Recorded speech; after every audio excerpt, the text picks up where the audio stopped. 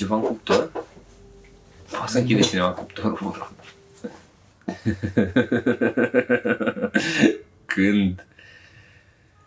Când nu mai știu, să fie vreo 6 ani, aș vrea să cred. Cum? Pe internet, pe YouTube. Nu mi-a venit să cred prima oară când l-am văzut. Efectiv nu-l înțelegeam. Era... Nu era normal.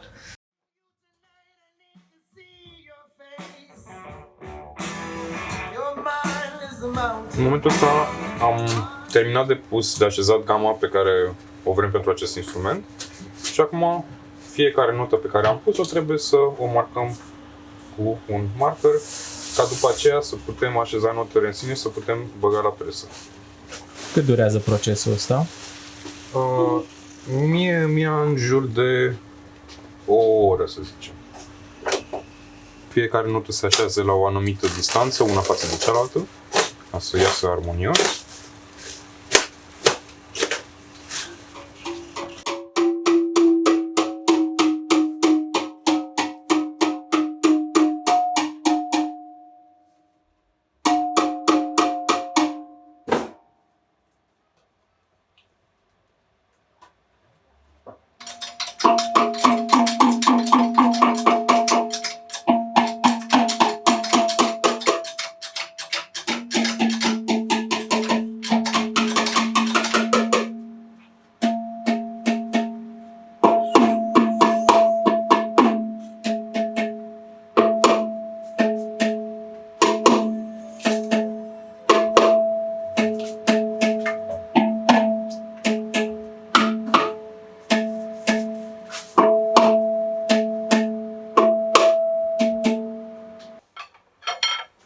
Ce faci acum?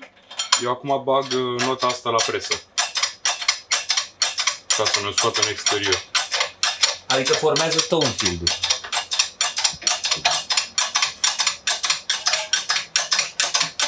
Și mai întâi am făcut partea mare a notei, unde avem octava și vinta, și acum facem partea din exterior.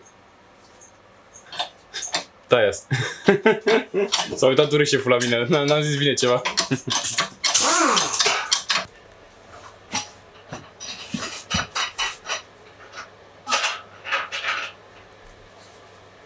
Acum scoate vreun sunet? Nu. Până nu va fi acordat nota în sine, nu o să scoată niciun sunet. Până atunci e doar un top. Ce faci acolo? Momentan curăț instrumentul. Am făcut ieri dingul acesta și ca să faci dingul trebuie să lipești niște mai multe piese de-astea metalice cu scoci pe el ca să poți după aceea să le iei la surul pneumatic. Și bineînțeles că după ce le dai jos și dai scociul la o parte, rămâne mizerica asta de lipici de la scoci, care trebuie curățată.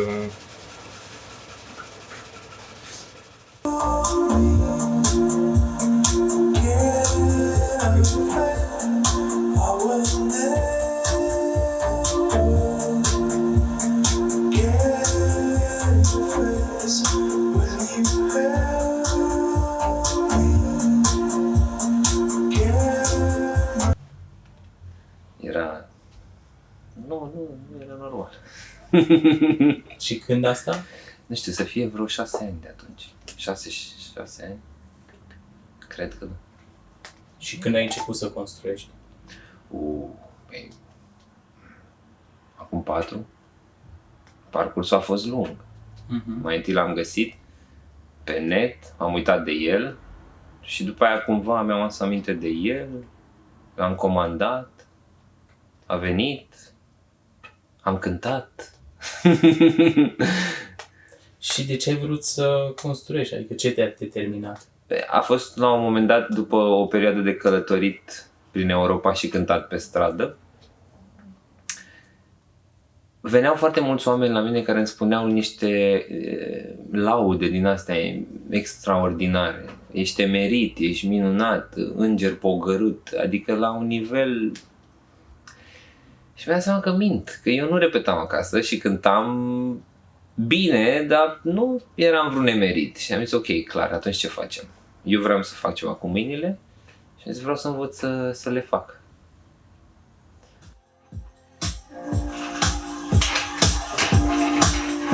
Ce urmează să faci acum? Shaping. Formăm corpul instrumentului.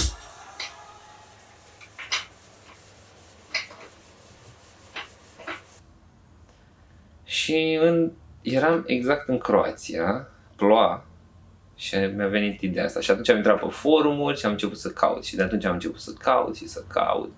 Până am găsit și oameni care au fost dispuși să mă învețe, să-mi arate.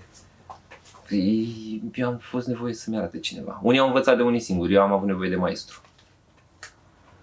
Și mi-am găsit. Mai mulți chiar. Ce fel de clienți ai? Ce tip? Ce oameni? Sunt firme? Sunt toți oamenii. Am avut și lăutari, ceea ce m-a bucurat foarte tare, pentru că vreau să intru și în direcția aia.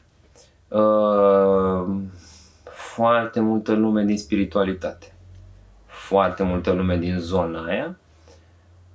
Mai puțin muzicieni decât mi-ar plăcea, dar sunt. În general, oameni pasionați care vor să încerce ceva nou. Până, și firme, da, lucrez și cu firme, de exemplu. Dar pe mine mă interesează mai mult privații, că prin firme nu știu la cine ajunge. Cam asta e. Sunt tot felul de oameni mișto. Mișto, în general, oameni mișto. Chiar sunt mișto. Niciun bump. Să fie totul exact cât mai drept. Cu cât e mai drept, cu atâta notele sunt mai trase și e mult mai plin sunetul. Exact ca pielea de pe tob.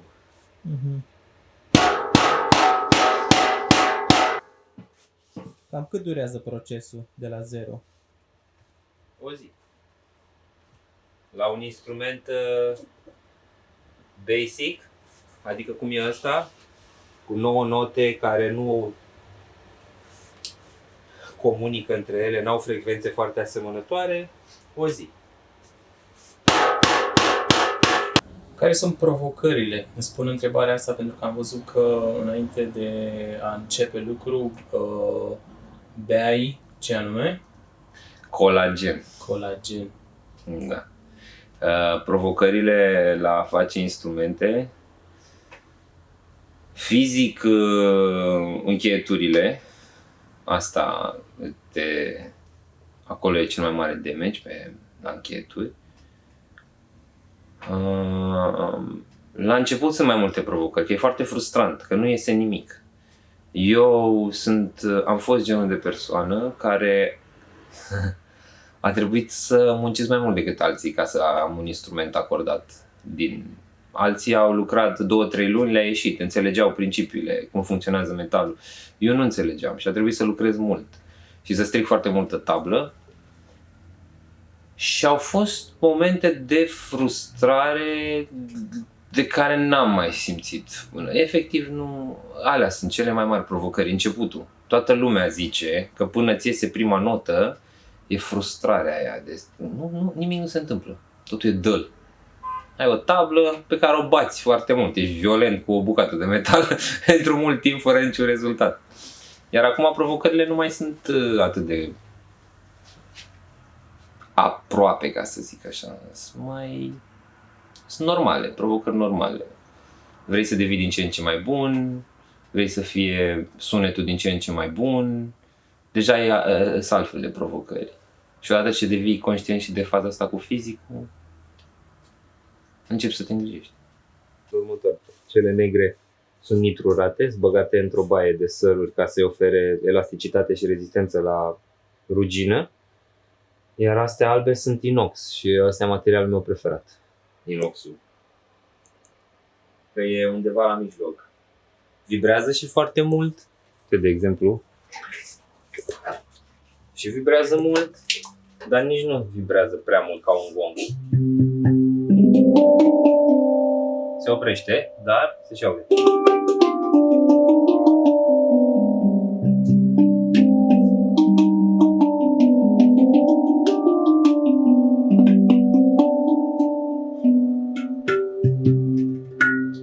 Pe când ăsta la altul negru este mult mai percusiv.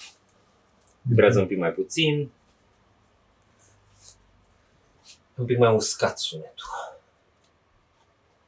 Pentru observatori este cel mai plictisitor proces acordajul.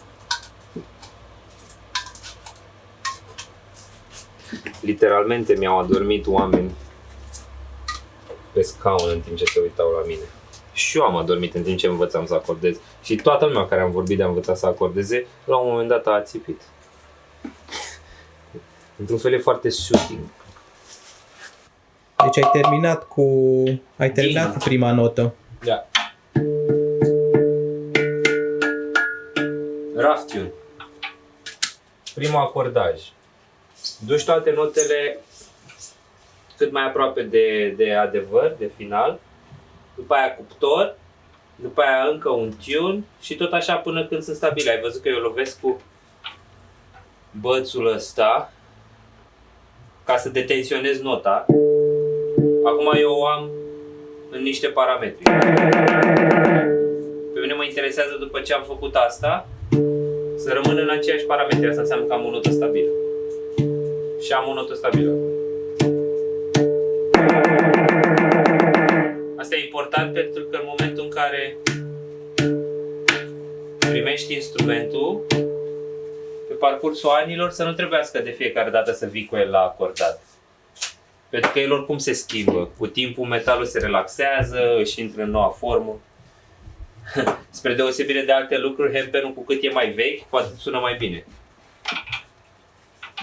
Mi se pare că și la viori e așa. Asta voiam să spun și eu. Da. Ceea ce e marfă, că e viu. It's alive! It's alive. N-are niciun sunet. E în tensiune pur și simplu și trebuie să-l facem mai moale.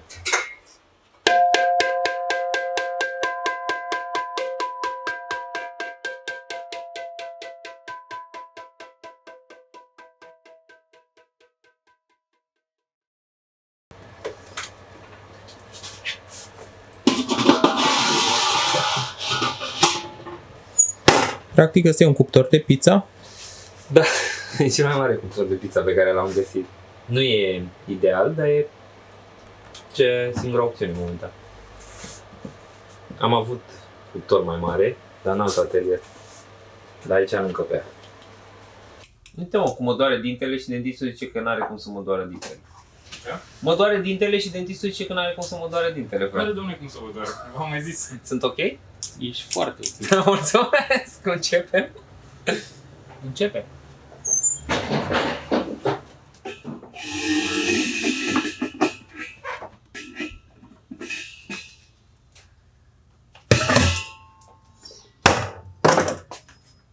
S-a copt, nu?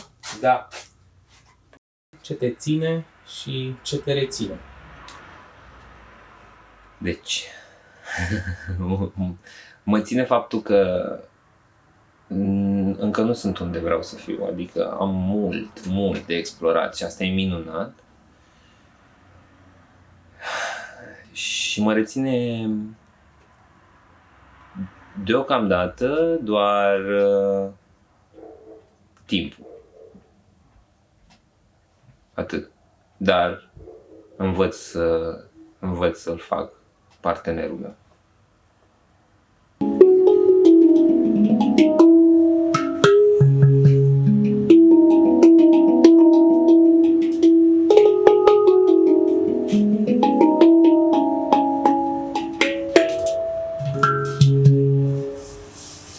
Deci asta este un instrument gata de trimis. trimis.